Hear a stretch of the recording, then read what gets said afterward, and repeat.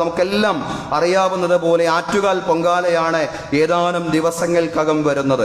വേറൊരു വിശ്വാസവുമായി ബന്ധപ്പെട്ടതാകയാൽ അതിൻ്റെ ആചാരങ്ങളിലും ചടങ്ങുകളിലും നമ്മൾ പങ്കാളികളല്ല. പക്ഷേ കുറേ സഹോദരിമാരും കുട്ടികളും തിരുവനന്തപുരം നഗരത്തിലേക്ക് അതിഥികളായിട്ട് എത്തുന്ന സന്ദർഭമാണ്. അവരുടെ ഏറ്റവും നല്ല ആതിഥേയരായിട്ട് മാറാൻ നമുക്ക് സാധ്യമാവണം.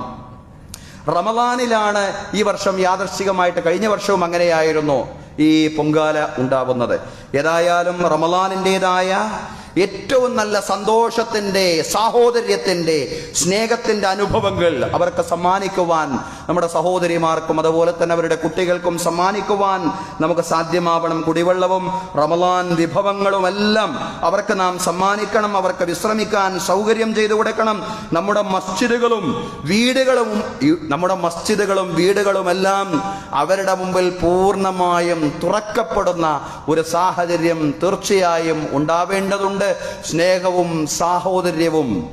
അതുകൊണ്ട് മാത്രമേ നമുക്ക് ലോകത്തും രാജ്യത്തും വളർന്നു വരുന്ന ഇസ്ലാമോഫോബിയയും വിദ്വേഷത്തെയും പ്രതിരോധിക്കാൻ സാധിക്കൂ എന്നുള്ള പൂർണ്ണമായിട്ടുള്ള ബോധ്യം നമുക്കുണ്ടാവണം സഹോദരങ്ങളെ.